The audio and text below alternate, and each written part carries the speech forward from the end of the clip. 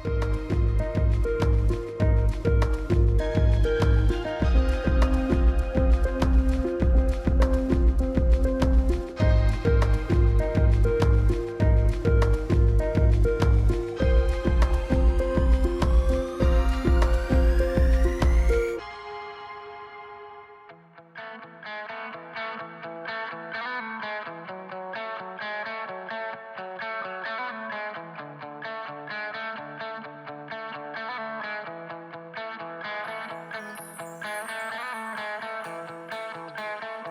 yang terlelap sendiri,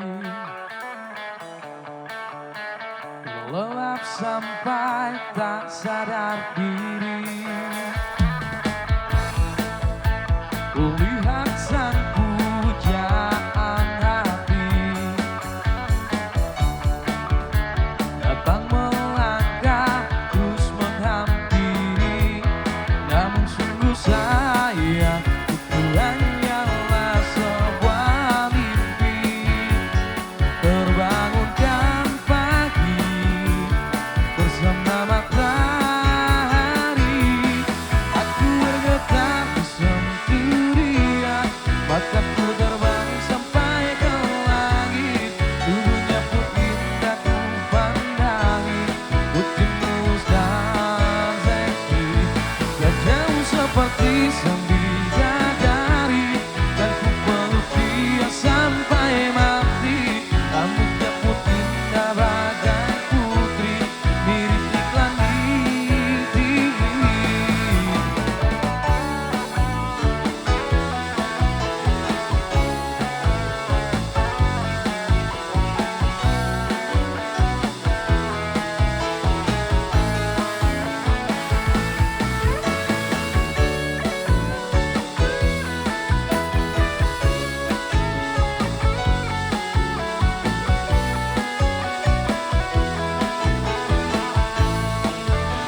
Oh, aku bergetar disentuh dia, mataku terbang sampai ke langit, tubuhnya pun indah ku pandangi, putih mulus dan seksi, wajahnya seperti sang bidadari, dan ku peluk dia sampai mati, rambutnya pun indah bagai putri, mirip iklan di TV.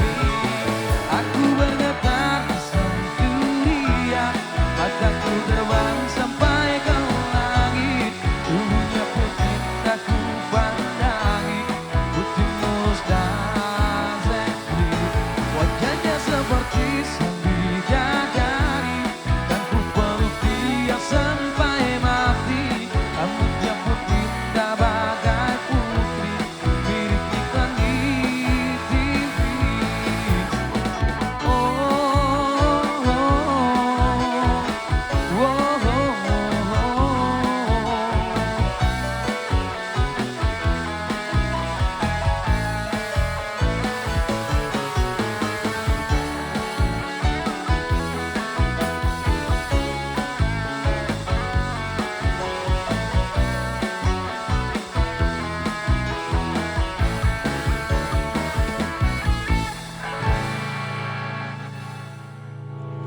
Pemirsa apa kabar? Bahagia rasanya saya Artika Amelia dapat kembali hadir menjumpai Anda di program Ranah Publik kerjasama Dinkes Daerah Istimewa Yogyakarta. Tadi kita sudah dibuka dengan satu persembahan istimewa, ada Putri Iklan, ini lagu yang pernah dipopulerkan oleh ST12 dengan teman-teman Symphony Band.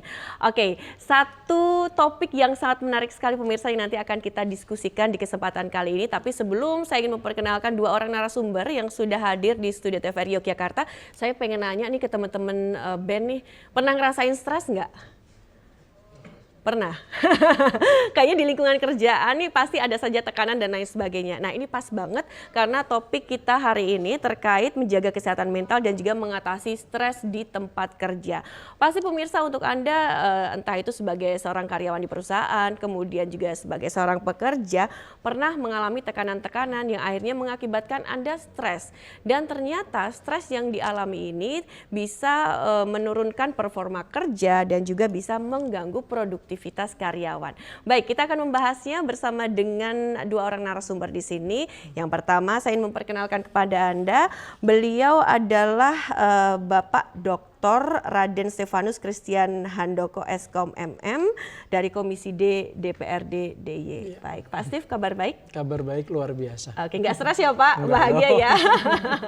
Oke, baik, kemudian yang berikutnya juga sudah tidak asing lagi bagi kita, sering banget ya kita diskusi di sini. Dr. Wari Andan Puspitasari MSc SPKJ Konsultan, dosen FKUMY, kemudian dari Rumah Sakit PKU Gamping dan Rumah Sakit AMC Yogyakarta. Sehat juga ya Dok? Alhamdulillah sehat Mbak Tika. Baik, Mbak Tika sehat. Alhamdulillah sehat. Walaupun memang menangani banyak pasien, kayaknya dokternya juga selalu happy. Kayaknya nggak ada stresnya juga ya. Oke, baik dokter, ini kayaknya langsung saja sebelum nanti kita akan fokus ke stres. Ini khususnya di lingkup kerjaan seperti itu. Mungkin terkait secara global masalah kesehatan jiwa yang ada di daerah istimewa Yogyakarta sendiri. Dokter bisa menjelaskan, silakan dok. Iya Mbak Tika, jadi kalau berdasarkan riset kesehatan dasar itu kan kita ada masalah kesehatan jiwa yang kita masuk ke gangguan jiwa berat dan ada yang masuk ke gangguan mental emosional gitu ya. Kalau di gangguan jiwa berat kita ada di angka 2,7 per mil. Tapi kalau di gangguan mental emosional kita ada di angka 9,6%. Ya, jadi menunjukkan secara umum ya, ini belum spesifik di tempat kerja karena kalau di riset kesehatan dasar kita adalah populasi secara keseluruhan. Nah, ini menunjukkan bahwa ternyata stres itu menjadi masalah keseharian yang barangkali akan kita hadapi bersama gitu Mbak Tika. Makanya kita promosi tentang masalah kesehatan jiwa ini harus terus kita tingkatkan supaya pengenalan tentang masalah kesehatan jiwa ini bisa lebih dini ya, terutama juga untuk jangan sampai masuk ke masalah mental emosional ya, tetap menjaga kondisi kesehatan mental, dan ketika ada yang mengalami masalah kesehatan mental sesegera mungkin bisa dilakukan deteksi dan intervensi dini gitu, termasuk stres yang terjadi di tempat kerja. Oke, dan tempat kerja ini merupakan salah satu ladang juga yang tentunya bisa mengakibatkan stres tidak hanya pada karyawan saja nih dok ya? Iya. Ya, jadi stres bisa pemicu stres atau sumber stres kan bisa di mana saja ya Mbak Tika ya. Ada orang yang sumber stres utamanya di dalam rumahnya, ada di sekolah ya dengan kasus-kasus bullying yang sekarang juga marak gitu. Kemudian juga ada stres di tempat kerja. Saya kira faktor lingkungan ini menjadi salah satu sumber yang bisa menjadi sumber stres yang harus dikelola secara baik. Oke, baik Pak Steve, ini kan anggota dewan nih Pak. Kita kayaknya nyantai-nyantai dulu. Kayaknya juga rentan juga Pak stres. Banyak banget loh Pak kerjaan, banyak banget juga yang diurusin nih Pak. Ya kalau stres itu bukan klaim dari satu kelompok pekerjaan aja sebenarnya. Jadi anggota dewan juga punya potensi untuk mengalami kecemasan, kemudian bisa jadi sampai juga stres juga gitu kan. Karena sektor pekerjaannya kan sangat luas ya. Jadi walaupun sudah dibagi menjadi beberapa bagian gitu kan, komisi A, komisi B, C dan D memang ketugasannya memang lebih spesifik, tapi sebenarnya juga cukup luas gitu. Jadi karena yang ditangani juga cukup luas, mau nggak mau ya anggota dewan juga harus bisa mengikuti perkembangan zaman juga untuk meningkatkan kapasitas. Nggak bisa juga sekarang anggota dewan ya asal kemudian terpilih kemudian ya duduk manis saja, nggak bisa kan. Tapi juga bagaimana menampung aspirasi kemudian memberikan solusi. Nah, menampung aspirasi dan kemudian membuat solusi-solusi itu kan butuh pikiran juga kan. Nah, pikiran-pikiran itu juga menuntut kita untuk terus meningkatkan kapasitas. Dalam proses itulah yang bisa menjadikan kita itu juga rentan untuk menjadi stres. Misalkan ada aspirasi kok kita nggak bisa berbuat banyak ya gitu kan, kok banyak hambatan, kemudian terkait dengan regulasinya juga kok belum ada, kemudian anggarannya kok seperti itu, kemudian waktu pengawasannya kok kita memang sangat-sangat sempit gitu kan, padahal bidangnya sangat luas. Jadi hal-hal semacam itu yang membuat kita juga punya potensi Mbak. Jadi banyak kawan-kawan, kemudian di kita juga sendiri gitu kan, juga ya mau nggak mau ya harus bisa balance sih sekarang.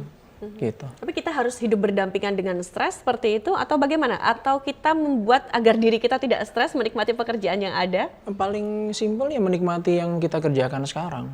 Jadi kalau kita menganggap itu sebagai beban ya jadinya nanti ujungnya stres. Tapi kalau kita menikmati pekerjaan kita, ya kita happy-happy aja sih gitu. Walaupun dalam prosesnya nggak 100% kita bisa happy terus kan. Tapi kita mencoba untuk menikmati dalam setiap proses yang kita hadapi gitu. Jadi Oke, baik. harus balance banget lah. Baik, ini menarik sekali nih yang dikatakan Pak Asif. Kita harus jangan pekerjaan yang kita lakukan sekarang ini jangan menjadi satu beban. Tapi gimana dok? Ternyata kalau misalnya kita jalani, hal itu tidak bisa kita jalani secara santai dan ada saja beban yang kita hadapi. Dan itu mungkin juga pengaruh-pengaruh dari luar juga nih dok. Iya. Jadi kalau kita menyebut stresor ya atau sumber stres itu kan kita nanti akan ketemu atau terbagi menjadi dua gitu Mbak Tika. Ada yang kita sebut sumber stres itu menjadi eustress untuk kita, tapi dia juga bisa menjadi distress gitu. Sumber stres ini akan disebut eustress kalau dia justru bisa meningkatkan kapasitas seseorang. Misalnya siswa ujian, itu kan siapa sih ujian yang nggak stres gitu kan, itu kan sumber stres. Tapi membuat dia belajar, membuat dia menjadi pintar, membuat dia memiliki kapasitas lebih, nah itu kan menjadi dia lebih hebat, artinya ini menjadi eustress. Tapi ada mungkin yang menghadapi dengan sebaliknya gitu, sehingga dia ya pekerjaan juga begitu ya, misalnya kita bekerja di dalam sebuah profesi gitu. Itu kan pasti banyak tantangannya seperti yang Pak Stef sampaikan tadi ya. Tapi dengan begitu misalnya seperti Pak Stef sampaikan, peningkatan kapasitas kompetensi itu terus dilakukan karena ada tuntutan dan kita menikmati, ini jadi eustress, kita tambah pinter, tambah banyak bermanfaat bagi orang lain gitu kan. Tetapi kalau sebaliknya tadi kita tidak bisa enjoy, tidak menikmati, kita malah merasa itu tekanan, beban ya, tidak meningkatkan kompetensi dan kapasitas, kita malah turun, nah itu berarti dia menjadi distress. Jadi tidak perlu takut dengan stresor gitu, tetapi bagaimana kita secara personal itu memiliki kapasitas untuk mengatasi atau memanajemen secara baik, dan secara lingkungan atau eksternal itu juga ada dukungan gitu Mbak. Oke, baik. Nah itu penting juga nih dok, manajemen stres, kemudian mengelola stres agar stres kita itu tidak hanya dirasakan kita, takutnya bisa nular nggak sih dok kayak gitu. Udah ya kita misalnya keberungsung nih, orang-orang yang ada di sekitar kita pasti juga akan merasakan keberungsung nih dok. Masalah kesehatan jiwa itu bukan penyakit menular ya Mbak Tika, tetapi induce-nya atau efeknya kepada lingkungan tuh kuat banget gitu ya. Misalnya satu orang mengalami masalah kesehatan jiwa di keluarga saja, ya, ayah misalnya, kemudian suasana ketidaknyamanan ayah ini sangat mudah sekali dirasakan oleh ibu, oleh anak, oleh lingkungan gitu ya. Jadi sehingga bisa jadi nanti akan menginjus orang lain untuk juga masuk ke dalam kondisi kan menghadapi tekanan yang berkaitan dengan orang yang sedang berada dalam kondisi stres gitu Mbak Tika. Jadi tentu kita berharap lingkungan dimanapun itu, lingkungan kerja, lingkungan rumah, lingkungan sekolah itu adalah lingkungan yang nyaman dan mensupport gitu untuk kita tetap berada dalam kondisi sehat mental. Gitu. Oke, baik. Jadi memang butuh dukungan juga dari tidak hanya rekan-rekan kerja tapi tempat kerjanya juga seperti betul, itu ya. Betul. Oke, baik. Nah dari Pak Steve, ini ada tidak sih misalnya kayak semacam program kesehatan jiwa yang mungkin juga sudah dilaksanakan di DIY, kemudian implementasinya seperti apa, dan juga mungkin kalau kita lihat tantangan terbesar yang saat ini para karyawan ataupun juga pekerja alami apa dari sudut pandang Pak Asif sendiri? Jadi Yogyakarta memang salah satu wilayah yang menurut saya bergerak cepat untuk membuat peraturan regulasi yang bisa menjadi payung hukum bagi kawan-kawan yang di bawah untuk melaksanakan berbagai macam program kegiatan, mulai dari promotif, preventif, kuratif, sampai dengan rehabilitasi dari kawan-kawan yang mengalami gangguan kejiwaan gitu. Kita sudah punya perda yang namanya Perda Penyelenggaraan Kesehatan Jiwa. Jadi itu terobosan yang cukup bagus ya, karena nggak semua wilayah di Indonesia itu yang levelnya provinsi sudah punya peraturan seperti itu. Jadi itu langkah yang menurut saya perlu diapresiasi juga gitu. Kita sama-sama di dewan maupun di eksekutif berusaha untuk mendorong adanya peraturan itu. Dari peraturan itu munculnya nanti turunan selanjutnya adalah program kegiatan dan anggaran. Sebagai salah satu contohnya adalah kegiatan semacam ini bentuk kita di Dewan concern juga pada apa namanya topik terkait dengan kesehatan jiwa. Ini termasuk kegiatan promotif, Mbak. Jadi Dewan kemudian Dinas Kesehatan melihat bahwa sekarang ini kan load kerja, kemudian lingkungan, kemudian tantangan ke depan, kemudian situasi sekarang apalagi mendekati pemilu 2024 ya. Ya kita di lingkungan masyarakat secara keseluruhan pasti ada tekanan-tekanan ya, banjir informasi yang macam-macam, itu juga mempengaruhi kita. Dan kegiatan semacam ini juga mengingatkan kepada semua orang supaya kita menjaga diri kita gitu masing-masing untuk bisa memfilter, kemudian mana sih yang sebenarnya perlu kita lebih concern, mana yang kita perlu kendorkan gitu, style kendo ya istilahnya, style kendo. Kemudian ya kita supaya balance gitu. Misalkan load kerjanya terlalu tinggi, ditambahin lagi paparan informasi yang sangat besar, itu potensi stresnya kan tinggi. Dan kita menginginkan masyarakat kita yang ada di DI juga aware juga. Ini tahun-tahun yang akan panas ke depan, kemudian load kerja juga sangat kencang karena sekarang kan kita habis dari COVID kan pasti kita perusahaan pasti gaspol ya, nggak ada remnya pasti. Semua bidang semua gaspol, mau bidang pariwisata, mau event kesenian, mau bisnis apapun sekarang semua modenya adalah mode gaspol. Dan pasti orang yang terlibat di sana juga pasti load kerjanya, tekanan mental dari perusahaan pasti akan kencang juga. Di sisi lain lingkungan sekarang sudah naik grafik ya untuk mempersiapkan 2024, paparan informasi sangat luar biasa. Dan saya berharap juga ini kegiatan seperti ini nggak cuma sekali, Mbak. Jadi karena paparan terkait dengan berbagai macam hal juga bisa menjadi potensi trigger orang itu menjadi stres. Dan kita mengingatkan kembali gitu. Jadi dengan media semacam ini harapannya aksesnya akan semakin luas. Kalau sebelumnya kita hanya model konvensional ketemu dengan masyarakat, hanya beberapa puluh orang saja. Sekarang dengan media digital semacam ini, TV gitu ya, informasi banyak orang ya. Bisa disaksikan banyak sekali. Kapanpun juga. Apalagi tadi saya ngobrol-ngobrol tadi sebelum kesini katanya mau ada diupload di channel lain gitu kan, semacam YouTube dan seterusnya gitu. Jadi orang akan menonton bisa berulang-ulang kali gitu kan.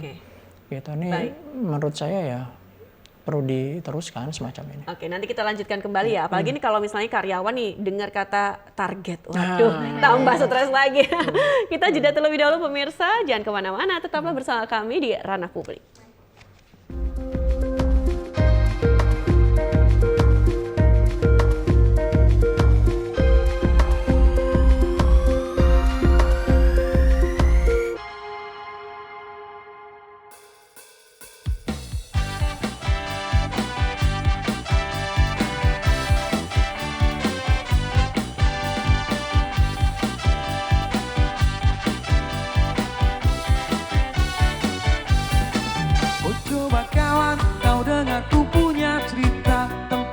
Saat ku berbagi rasa, suka duka tinggi bersama, di gang gelap di balik ramainya Jogja.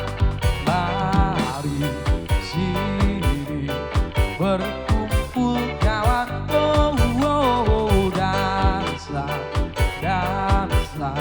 sambil tertawa. Bila kau datang dari selatan, langsung saja menuju Gondomanan, belok kanan sebelum perempatan, teman-teman yang menunggu di Saidan, di jalanan. Angkat sekali lagi gelasmu kawan, di Saidan, di jalanan, tuangkan air kedamaian.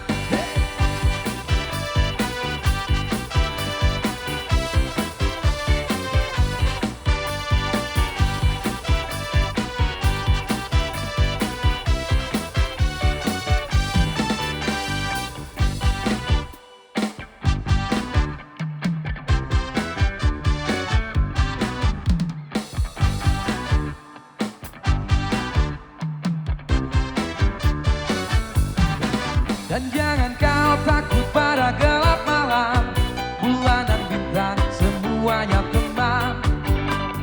Tembok tua tikus-tikus liar iringi langit.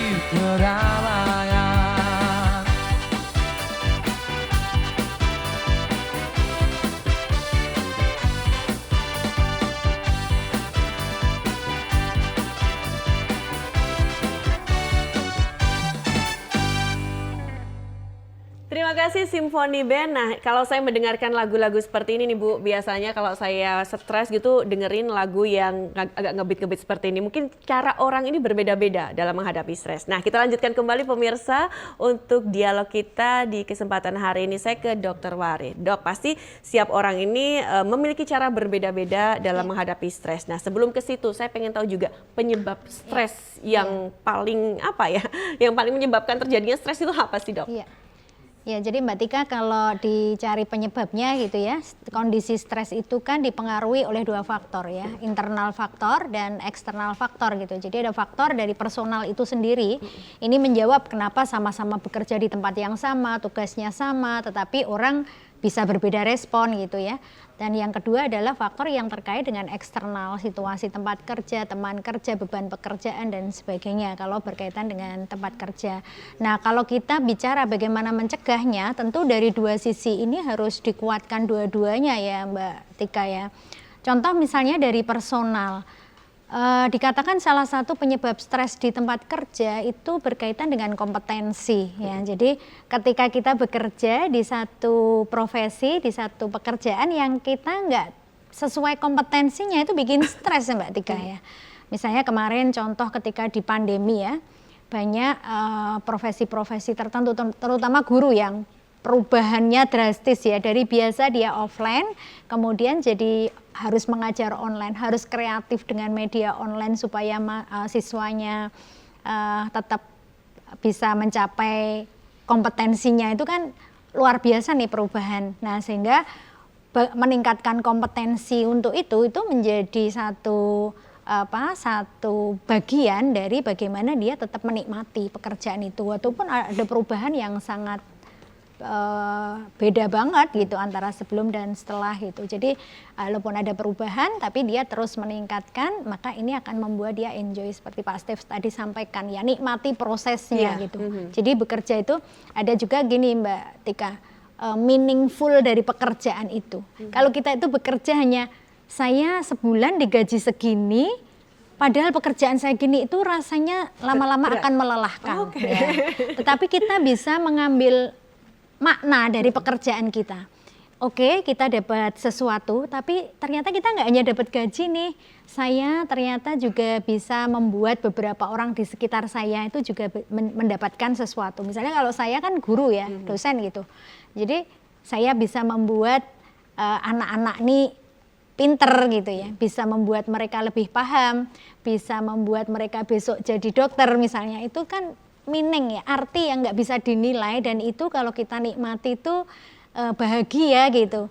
Apalagi kalau udah tua kayak gini ya, di mana-mana kita kalau misalnya pas ada acara di luar Jawa apa itu ada yang nyapa gitu, Dokter Wares saya muridnya, udah bahagia banget gitu ya. Kan sehat mental itu kan bahagia ya. Nah, jadi ada makna yang harus ditumbuhkan setiap kita supaya tidak hanya dengan satu tujuan saja kita bekerja dan kita bisa menikmati setiap proses pekerjaan itu. Kemudian kompetensi terus ditingkatkan. Nah, satu hal juga yang penting bagaimana Mbak Tika ya, kebersamaan di lingkungan kerja itu sangat penting ya. Di dalam sebuah institusi konsepnya tidak ada satupun orang yang dianggap paling hebat dan paling penting, yang lain tidak penting. Itu yang harusnya ada di dalam pikiran kita semua, bahwa semua penting, semua hebat sesuai dengan bidang yang kapasitas masing-masing. Nah, gitu ya. Sehingga respect each other ya, I'm okay, you are okay, itu membuat seseorang itu berelasi secara nyaman, dan ini akan membuat semua potensi itu berkembang dengan baik. Nah, tentu saja dukungan dari institusi sendiri ya Mbak Tika, misalnya regulasi terkait reward, punishment, penjenjangan karir, aturan-aturan itu juga menjadi bagian penting sebuah situasi yang nyaman ketika karyawan atau pekerja itu ada di bidangnya masing-masing. Saya kira baik. Itu. Nah, Dok, ini terkait mengenai reward, mungkin juga bisa disaksikan oleh perusahaan begitu ya, terkait bagaimana manajemen perusahaan itu sendiri. Reward itu memang penting untuk dilakukan, dan penghargaan seperti apa yang bisa diberikan kepada karyawan, sehingga karyawan itu tidak hanya sebatas kerja saja, akan tapi juga memiliki tempat kerja itu, Dok. Iya, betul. Jadi biasanya kalau para ahli di dalam perusahaan itu ya, bagaimana kan mereka itu yang sukses itu kalau bisa menyatukan antara visi pribadi dengan visi institusi gitu ya. Artinya institusi punya visi dan ternyata visi kita juga ada di situ gitu. Sehingga kita menjadi termotivasi tidak sekedar hanya pada pekerjaan tapi juga prestasi kita pribadi gitu. Nah, sehingga kalau masalah reward ini tentu tidak hanya dalam tanda kutip gaji saja ya Mbak Tika ya. Banyak kadang cara menyapa ya, cara menyapa, kemudian hadiah-hadiah sederhana atau bentuk-bentuk penghargaan ya, misalnya ketika dia berprestasi itu. Kadang-kadang itu hanya sapaan ya antar kita, itu aja sudah kita merasa oh ada sesuatu yang membuat harga diri kita itu kan tetap terjaga ya. Karena misalnya nanti pada kondisi-kondisi tertentu orang depresi itu kan salah satunya juga karena dia merasa kok nggak prestis banget ya, nggak ada yang membuat dia merasa memiliki prestasi. Nah itu juga rawan untuk masuk dalam kondisi tekanan gitu Mbak. Jadi masing-masing perusahaan tentu memiliki strategi dan cara yang berbeda-beda untuk baik. Itu ya. Oke, baik. Nah, Pak Steve, ini kalau kita kaitkan dengan Undang-Undang Ketenagakerjaan, memang ya untuk semacam reward itu sangat penting juga untuk diberikan kepada karyawan. Kemudian apa yang harusnya diberikan juga kepada perusahaan atau juga institusi agar karyawan yang ada di dalamnya ini ya bisa dikatakan menikmati apa yang mereka kerjakan seperti itu tanpa adanya tekanan dan memudahkan mereka menjadi stres begitu. Jadi kalau kita ngelihat kembali lagi ke regulasi, salah satu yang banyak digunakan terkait dengan bagaimana kita penghargaan kepada tenaga kerja ya jam kerja ya. Nah itu paling penting juga. Jadi bahwa di sektor ketenaga kerjaan memang diatur bahwa ada jam maksimal, jam minimalnya berapa gitu. Jadi memang kita bukan lagi bicara mengenai zaman penjajahan ya, kita diperes sekali terkait dengan tenaga, pikiran, segala macam ya. Tapi kita dibiasakan untuk bisa berkolaborasi antara pemilik modal maupun tenaga kerja gitu. Jadi mindsetnya sekarang diusahakan untuk bisa berkolaborasi. Dengan kolaborasi ya kemungkinan produktivitas juga sangat meningkat. Di pengalaman saya sebelum menjadi anggota dewan di beberapa perusahaan yang pernah saya kerja di sana, memang bagaimana perusahaan itu meningkatkan produktivitas, salah satunya adalah membuat lingkungan itu senyaman mungkin. Senyaman mungkin gitu kan. Kalau zaman dulu kan kita biasanya dibuat ruangan-ruangan yang tertutup ya antara departemen satu dengan departemen yang lain. Ternyata dengan berbagai macam riset tempat semacam itu tidak juga meningkatkan produktivitas. Makanya di beberapa perusahaan yang cukup besar gitu, mereka membuat senyaman mungkin karyawannya bisa duduk di mana saja, kemudian jam kerjanya juga fleksibel walaupun durasi secara kumulatifnya memang harus tercapai, tapi cara kerjanya juga sudah bergeser gitu kan. Tempatnya di mana, akses kerjanya juga lebih fleksibel. Bahkan kan sampai pemerintah juga memberikan terobosan gitu bahwa PNS bisa kerja WFA ya, mengakses dari rumah kerjaannya. Mungkin salah satunya untuk meningkatkan produktivitas juga, meningkatkan kinerja dari kawan-kawan kita di pemerintahan. Jadi saya kembali lagi kepada regulasi, memang di nasional maupun di DIY memang kita membuat standar ya. Jadi ada standar-standar yang memang kita coba dorong supaya ada standar maksimal orang itu bekerja gitu kan. Berapa jam sih? 8 jam, 9 jam, jangan sampai istilahnya kelelahan gitu. Kelelahan kan jadi salah satu sebab orang itu stres juga gitu kan. Terkait dengan regulasi semacam itu Mbak. Jadi terkait dengan kerjaan, reward. Yang lainnya mungkin juga reward yang mungkin sekarang lagi didorong juga ya. Kayak kalau sekarang itu yang sering bahwa orang melahirkan ya Bu ya. Ada cuti gitu kan. Yang menjadi pertanyaan, kenapa cowoknya enggak, kenapa suaminya padahal enggak? Suami itu juga nanti akan memberikan support kepada istri ya. Dua pihak ya, perempuan dan laki-laki sebenarnya sama-sama tanda kutip ya bahagia dan mengalami tekanan terhadap kelahiran anak gitu ya. Situasi yang baru itu memunculkan potensi untuk tekanan yang berbeda. Kenapa yang cowok enggak dikasih juga? Padahal penting. Penting buat siapa? Buat kesehatan jiwanya istri, juga anak. Termasuk juga si suami sebenarnya yang di kantor yang fokusnya agak terbelah toh.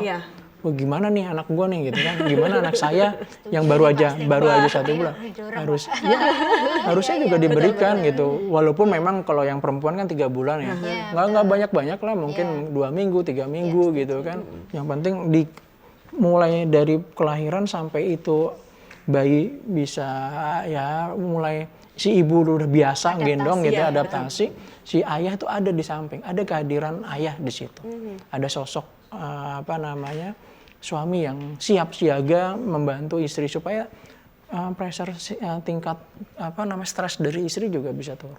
Kalau istri itu bahagia pasti anak juga kan bahagia, gendongnya nggak digini-gini. Anak ini nakal banget, ini nangis terus gitu kan, nggak gitu. Itu menurut saya juga perlu dipertimbangkan bahwa pekerja pria juga mendapatkan haknya untuk menjaga anak yang lahir gitu. Menjaga istrinya juga menjaga istrinya gitu. Ambilin popok gitu kan bisa gitu. Menjadi satu hal yang menarik loh dokter, memang kalau kita sebagai perempuan ya pengen kapanpun itu setelah melahirkan ada suami di sisi kita. Kadang ada yang suami harus bekerja di luar kota, kita jauh-jauh tambah stres lagi.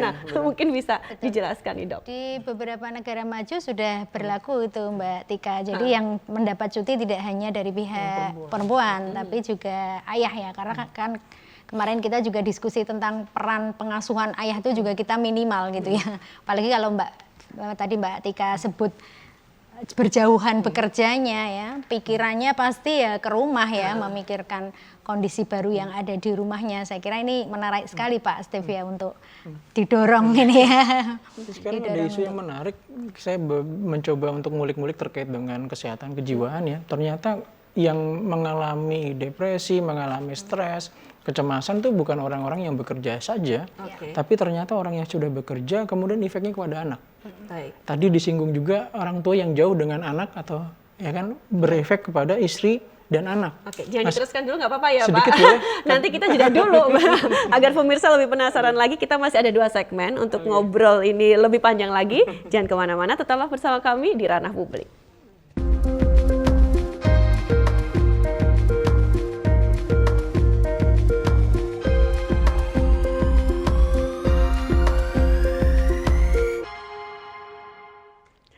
Kita lanjutkan kembali pemirsa untuk diskusi kita hari ini, sempat terpotong padahal lagi menarik-menariknya nih Pak Steve. Oke, bisa dilanjutkan. Sekarang ini kehadiran ayah di keluarga itu penting. Ada istilah sekarang fatherless ya. Jadi tidak ada sosok ayah yang hadir di momen-momen penting gitu. Momen-momen penting dalam keluarga.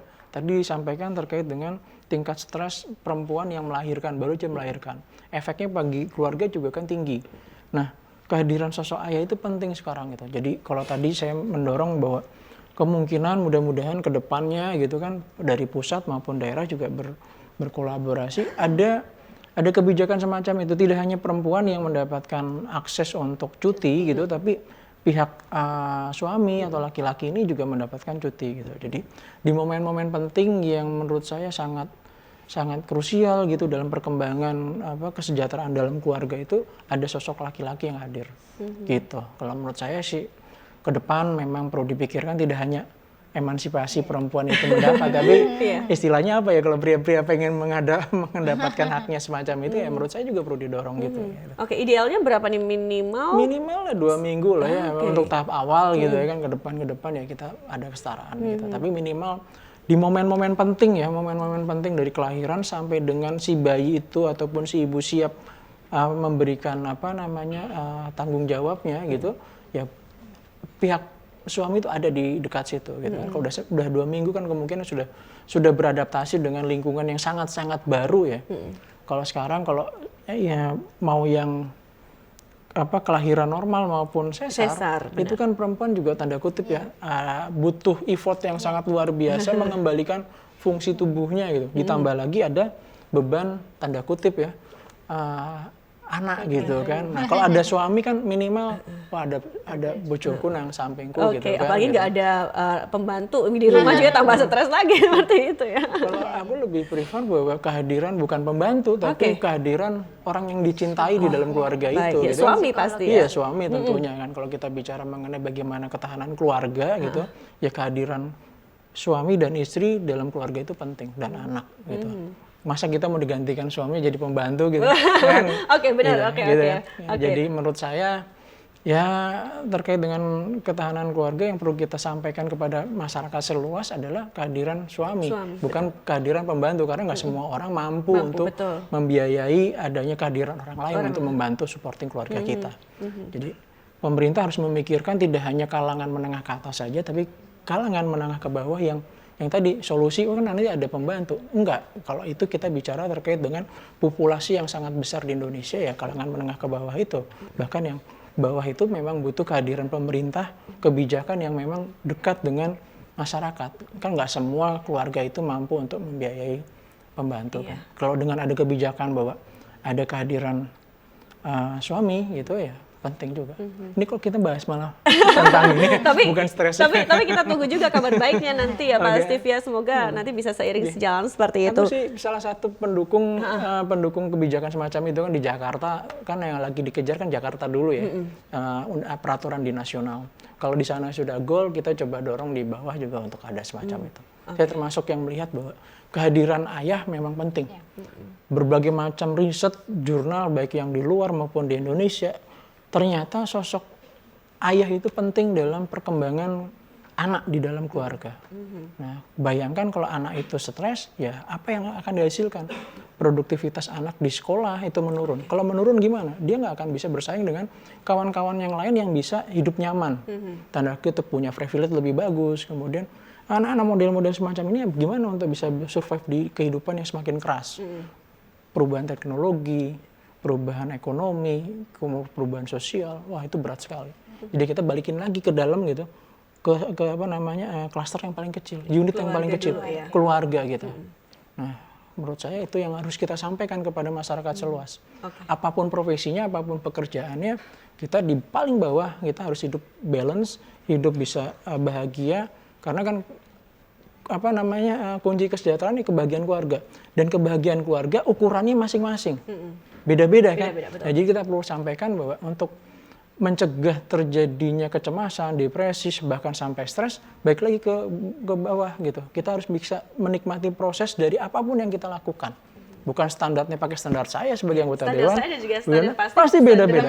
Bu dokter pasti bicara kebahagiaan beda, apalagi teman-teman musik. Apalagi tadi ya kan beda banget kan. Kalau saya hobinya mancing, di sana hobinya nyanyi. Beda kan. Dengan mancing saya bahagia, yang sana belum tentu gitu. Orang into malah stres. Jadi beda-beda gitu. Jadi menurut saya disampaikan kepada masyarakat luas bahwa kita harus menciptakan kebahagiaan kita sendiri untuk mencegah stres. Apapun profesinya, apapun level kita di masyarakat, sosial strata kita seperti apa, ya kita nikmati di dalam kondisi kita. Jangan kita malah diadu gitu kan. Oh yang sana pasti standarnya gitu, kamu membandingkan, jangan. Kalau lagu tuh oh jadi banding-bandingin kan gitu. Baik, makasih Pak Steve. Saya ke dokter, mungkin nanti dokter juga bisa menambahi juga. Nah, tapi bisa tidak sih dikatakan bahwa terjadinya atau kita mengalami stres itu, mengalami tekanan adalah hal yang baik. Kemudian manajemen stres yang bisa kita lakukan itu seperti apa? Ya, betul Mbak Tika tadi ya. Kenapa ada yang mengatakan bahwa ternyata stres itu ada baiknya juga gitu. Karena tadi ketika sumber stres datang dan kemudian kita bisa mengatasi secara baik, efektif, dan kita meningkat gitu. Baik dari sisi kompetensi, kadang-kadang ada loh ketika misalnya secara ekonomi kurang, terus ini kan stres ya, terus dia jadi kreatif. Ingat kemarin ketika pandemi itu ya, banyak ibu yang kemudian berjualan di share di grup RT dan sebagainya. Itu ternyata mereka produktif nih, ini kan artinya dia menjadi stres tapi yang positif ya, atau kita menyebut dengan eustress gitu. Jadi memang kuncinya ada di situ Mbak Vira, manajemen stres ya, manajemen masalah, bukan masalahnya yang kita permasalahkan gitu ya. Tetapi bagaimana mengatasi masalah itu yang harus terus kita efektifkan, baik pada semua kalangan ya. Sekarang remaja banyak masalah kesehatan mental, itu juga menjadi bagian yang harus kita kuatkan. Jadi tidak semua sumber stres bisa kita hindari, ya, sehingga yang paling penting adalah bagaimana kita mengelolanya. Mulai dari kapasitas personal, Mbak Tika. Kalau dikatakan apa sih tips untuk sehat mental gitu ya. Yang pertama tetap kembali kepada healthy lifestyle ya, nomor 1. Jadi kalau kita bilang atur pola makan supaya nggak DM, nggak kolesterol. nggak sepenuhnya seperti itu. Masalah kesehatan jiwa juga sangat dipengaruhi oleh pola makan yang sehat. Kemudian pola istirahat. Ya, jadi lembur-lembur, kerja malam. Sekarang tuh model anak-anak sekarang itu lembur, tidurnya dini hari, tapi nanti di sahur siang hari gitu ya. Secara fisiologi tubuh tuh nggak bagus ya. Jadi tubuh kita sudah diciptakan dengan jam regulasi tubuh, di mana malam, istirahat malam tuh kualitasnya nggak pernah bisa tergantikan dengan istirahat di siang atau paginya. Jadi kalau bisa mengatur ya manajemen diri untuk pola hidup sehat tadi ya, makan, istirahatnya diatur supaya hormon tidurnya itu juga terregulasi secara baik, olahraga rutin Mbak Tika. Jadi olahraga itu kan kita punya zat-zat kimia di sistem saraf pusat itu yang kalau dia sehat mental dia berada dalam keteraturan dan itu juga dipengaruhi oleh olahraga rutin. Oke, baik Dok. Tapi gini, ukuran misalnya kita kadang tuh melihat orang itu kaya, banyak duit, pasti hidupnya bahagia, jarang stres. Nah, ukuran-ukuran yang semacam itu ternyata bisa tidak yang demikian juga. Tidak sepenuhnya. Jadi kalau kita siapa sih orang sehat mental itu kita kembali kepada kriteria ya, kriteria orang dikatakan sehat mental. Misalnya orang sehat mental tuh punya kriteria bahagia, dia syukur, menerima dan bahagia gitu. Dan itu kan nggak terbatas. Apakah orang kalau kaya kemudian pasti bahagia, syukur dan menerima? Kan nggak juga gitu. Apa orang yang ekonomi menengah ke bawah itu nggak bisa? Kan nggak juga gitu ya Mbak Tika. Jadi ketika dia di posisi apapun, dia memiliki kekurangan apapun, dia kembali kepada ya inilah aku, ini keluargaku, gitu. Dia menerima dan kemudian dia bahagia. Jadi ada istilah unconditioning happiness gitu ya, bahagia tanpa syarat. Saya bahagia kalau saya sudah jadi profesor. Lah kapan bahagianya gitu kan. Jadi saya bahagia walaupun sekarang saya begini, saya bahagia walaupun anak-anak masih kecil, saya bahagia walaupun pekerjaan numpuk banget ya. Apalagi tadi Mbak Tika sampaikan di kantor kerjaan numpuk, di rumah ternyata masih ditumpuk juga nih kerjaan. Tapi kalau ya saya bahagia walaupun, tidak bahagia jika. Nah, itu. Laki-laki sama perempuan yang paling rentan sekali menghadapi stres perempuan. Kalau secara data perempuan itu lebih banyak mengalami depresi dibandingkan laki-laki. Kan gangguan jiwa kan banyak ya Mbak Tika ya. Nah yang paling umum itu kan kecemasan dan depresi. Nah pada 2 kasus memang dikatakan perempuan lebih rentan, lebih banyak angkanya gitu ya. Barangkali ini terkait dengan banyak hal, faktor hormonal, faktor beban kerja dan sebagainya mungkin juga berperan di situ. Tapi ada tidak sih Dok mungkin kasus begitu perempuan di tempat kerja stres sampai dengan melakukan hal-hal tindakan yang tidak diinginkan seperti itu karena memang bebannya sangat berat? Kalau secara klinis itu kita banyak ya dapat rujukan kondisi dia misalnya pada kondisi lembur. Kita mengenal dulu pernah ada satu perusahaan yang ada kesurupan massal misalnya ya. Beberapa waktu lalu ada itu tuh kan terkait juga dengan beban kerja ya. Kalau secara kesehatan mental itu kan kondisi tertekan, orang bisa mengalami gejala-gejala yang mengarah kepada masalah gangguan jiwa tadi, cemas, depresi, trans dan sebagainya itu bisa terjadi. Nah kalau kemudian dia berefek ke rumah ya terimbas tidak hanya di perusahaan, tidak produktif di institusi, tapi juga tidak produktif di rumah. Anak menjadi tidak tertangani dengan baik dan sebagainya. Saya kira ini dampaknya luar biasa Mbak Tika. Makanya perlu, sebenarnya sudah banyak ya penelitian-penelitian, program-program menjaga kesehatan mental di institusi. Nah saya kira ini tadi disampaikan juga oleh Pak Stef untuk kita dorong. Semoga semua institusi itu peduli dengan masalah kesehatan mental pekerjanya ya, tidak hanya masalah kesehatan fisik saja. Oke, baik. Mungkin Pak Steve juga bisa menyampaikan pendapatnya. Mungkin sebelumnya juga pernah bekerja di berbagai perusahaan nih Pak. Perlu tidak sih juga misalnya perusahaan ini mengadakan outing seperti itu, kemudian juga ada gathering lain sebagainya di luar jam kerja untuk kita mungkin juga lebih happy, lebih dekat dengan karyawan satu sama lain nih Pak? Ya, di berbagai perusahaan banyak yang mengadakan seperti itu juga sih untuk salah satu mempererat hubungan komunikasi kan. Tadi lingkungan yang toksik kan mengakibatkan stres yang tinggi kan, Nah, itu dia. untuk bisa menghindari adanya oknum toksik dalam departemen, divisi dan lain-lain. Ya tadi salah satunya ada catering lah, ada outbound lah dan seterusnya gitu kan. Itu bisa dilakukan Mbak di perusahaan-perusahaan yang lain. Dan yang menurut saya yang bisa disampaikan juga, kita bisa mengukur diri. Tanggung jawab kita tuh sebenarnya sampai batas mana gitu. Jadi ketika kita bicara bekerja kan ada batasan, ada job desk-nya gitu. Kadang kita merasa sebagai superhero gitu kan. Dikasih tugas bisa, tapi kita harus membalikan diri kita sendiri. Job desk kita sebenarnya apa sih? Supaya kita bisa hidup balance gitu kan. Kalau dikasih terus ya bosnya seneng. Apapun dikerjakan selesai. Tapi kita balik lagi, bener nggak sih itu buat kita, tugas kita semua. Jadi kita harus mengukur batas diri kita, tanggung jawab kita. Kemudian untuk mencegah stres di pekerjaan juga kita harus bisa ada istilah sekarang kan healing lah atau segala macam kan. Ini udah kita tahu batasannya, kita harus membagi waktu healing. Hobinya apa tadi saya singgung terkait dengan mancing, musik atau motoran dan seterusnya. Dan ternyata yang lebih simpel lagi ada Mbak. Apa itu? Yang tadi disebutkan. Tadi kan jalan-jalan lah, apa segala macam. Yang paling simpel untuk menurunkan tingkat stres adalah tidur. Oh iya. Ternyata itu dari aku bener. juga baca-baca kok. Bener. Lucu juga nih. Ternyata kalau kita pusing dan lain-lain, banyak kerjaan, load kerja. Kadang kalau kita nongkrong di kafe, habis pulang masih pusing juga. Iya. Karena kan ya nikotin dan seterusnya juga meningkatkan itu.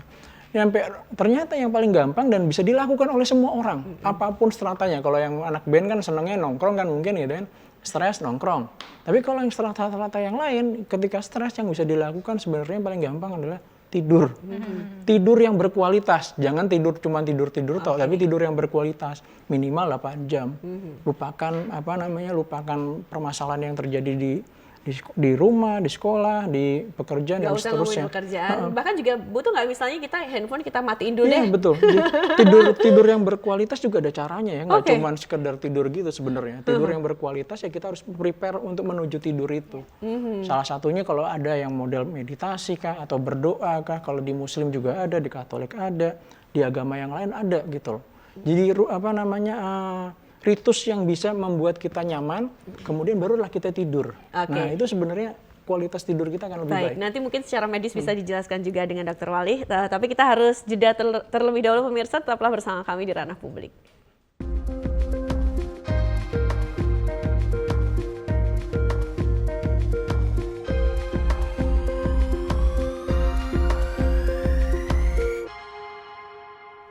Kita di segmen terakhir Ranah Publik, pemirsa, ke Dokter Wari. Dokter, bener ya? Cuma tidur aja sebenarnya obatnya? Atau mungkin ada relaksasi, atau kalau perempuan-perempuan mending ke salon pijit, ataupun juga hair spa dan lain sebagainya. Dan setiap orang pasti memiliki cara memanage stres itu berbeda-beda. Bisa dijelaskan? Betul Mbak Tika. Jadi kalau terkait tidur, tadi Pak Stef sampaikan ya, bahwa tidur itu penting tidak sekedar tidur, tetapi berkualitasnya itu. Nah, ternyata agama kita itu juga mengatur ya ritual tidur itu supaya kita tidur itu benar-benar tidur berkualitas sehingga pagi itu produktif gitu kan ya. Nah kenapa misalnya tadi Pak Stef sebutkan juga ada kita meditasi, relaksasi ya. Karena pada saat tidur itu kan kita butuh rileks gitu. Kalau kita nggak rileks itu masuk tidurnya juga sulit. Dan kualitas tidurnya juga kurang baik. Biasanya kita kalau ada klien atau pasien-pasien dengan problem tidur itu memang selalu kita sarankan malam sebelum tidur itu coba lakukan persiapan tidur itu dengan santai, rileks ya. Doa, relaksasi, kadang mengingat 5 hal yang membuat dia bahagia hari ini. Oke, jadi jangan ingat yang seringkali kita mau tidur yang kita ingin pikirkan, wah itu belum selesai, aduh gimana besok ya. Wah belum ngerjain ini itu dan aduh oke. Sehingga masuk tidur dalam kondisi yang nggak rileks. Nah ini juga mimpi juga nih dok. Iya, makanya jadi nggak berkualitas tidurnya ya. Jadi ketika kita memang loadnya banyak dan butuh istirahat, betul Pak Steve, tidur itu menjadi solusi. Tetapi kita juga harus memang ada ukurannya ya Pak Steve ya, karena pada beberapa masalah kesehatan jiwa justru tidur itu menjadi gejala yang paling sering muncul Pak Steve. Jadi stres awal itu paling biasa sering dikenali itu dengan keluhan fisik dan keluhan tidur. Nah, jadi kalau kita dalam kondisi kita butuh tidur, istirahat bisa, itu berarti mudah-mudahan kita memang masih dalam toleransi untuk stres itu bisa kita atasi sendiri. Nah, tadi kalau Mbak Tika sampaikan ya, apakah aktivitasnya tuh, saya tuh kadang mencontohkan gini Mbak Tika. Kalau kita mau flu itu kan kita ngerti ya, wah kayaknya udah kayak mau flu nih aku, berarti aku harus istirahat, aku harus makan banyak, aku harus ini gitu. Kita tahu kita akan ada masalah kesehatan dan kita tahu cara membuat kita nggak jadi masuk ke masalah kesehatan gitu kan, nggak jadi sakit gitu. Nah kita juga berharap di dalam stres ini juga begitu Mbak Tika. Jadi kayaknya aku sudah nggak baik-baik saja nih, misalnya tadi biasanya tidur gampang kok, sekarang mau tidur aja kok tegang banget ya nggak bisa. Biasanya maem enak kok mulai turun nih, biasanya nggak vertigo kok vertigo nih ya. Sudah mulai ada sinyal-sinyal dan itu setiap orang bisa berbeda-beda. Tubuh kita memiliki titik-titik lemah dalam mengatasi stres berbeda-beda. Ada yang sariawan, asam lambung dan sebagainya, sehingga kita yang mengenali, aduh ada yang nggak baik-baik saja nih gitu. Nah pada saat itu kita kenali kayak tadi Pak Stef sampaikan, salah satunya melakukan hal yang bikin kita seneng kan, hobi.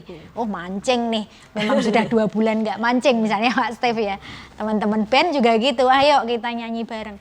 Orang lain dengan spiritual misalnya juga ada, oh kayaknya aku harus ngaji nih, aku harus olahraga nih, renang dan sebagainya.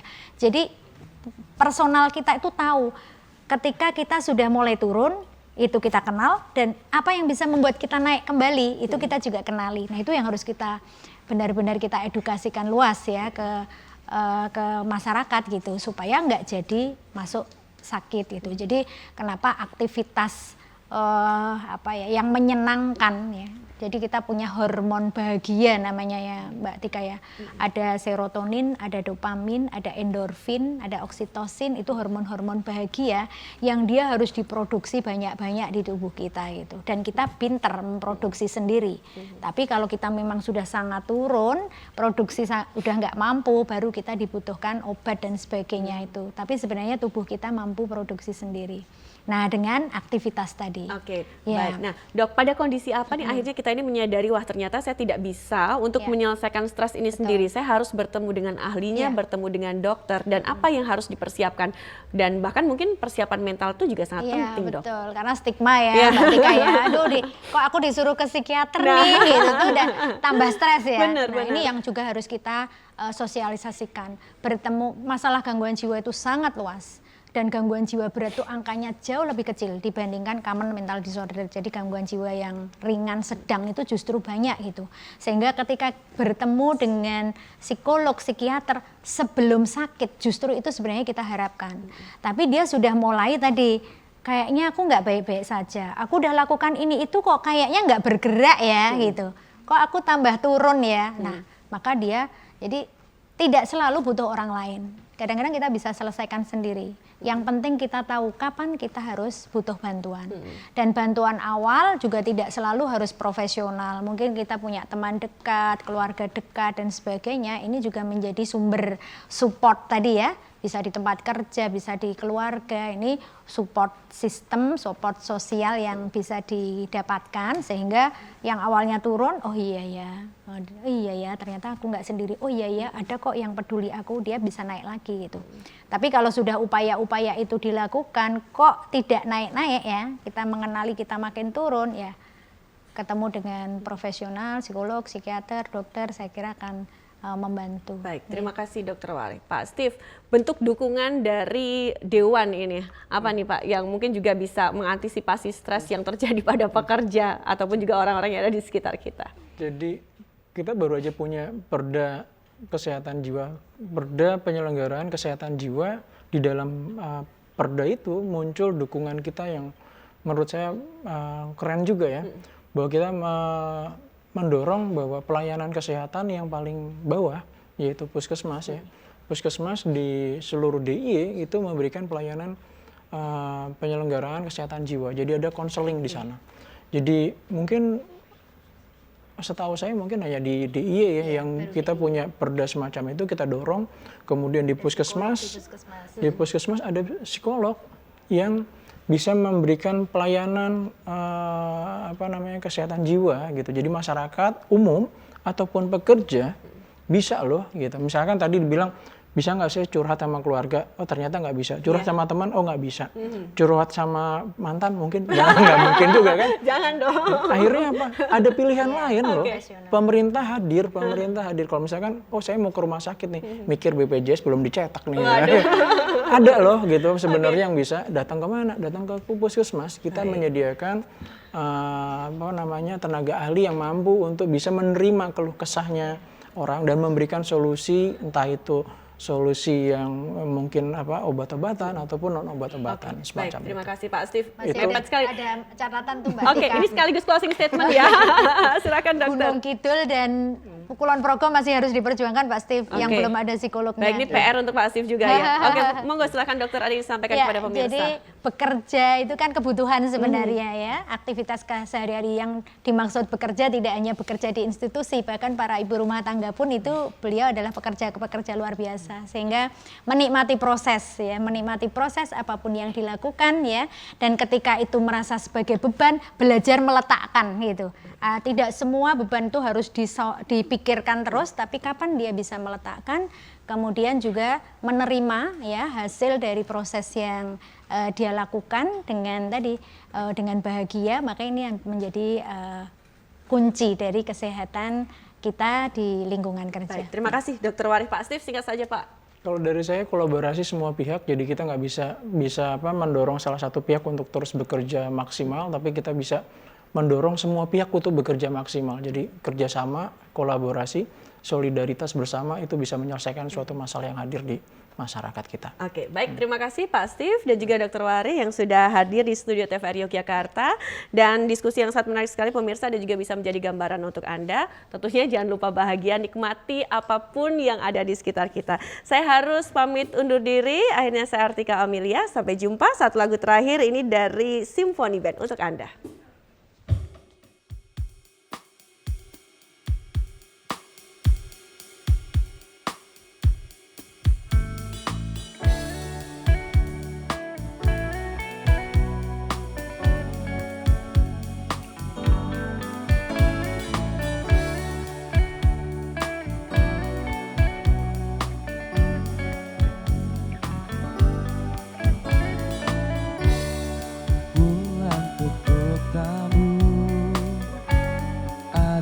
Sedangku haru dalam rindu,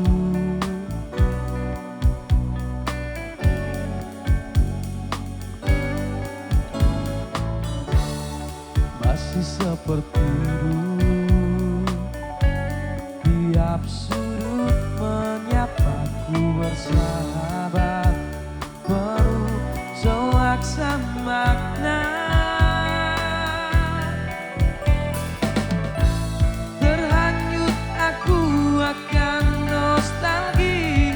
Saat kita sering luangkan waktu, nikmati bersama suasana Jogja.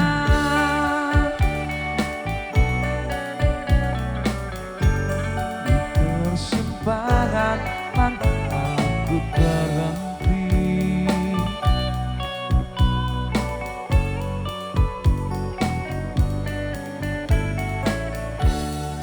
ramai kaki lima menjajakan sajian khas berselera.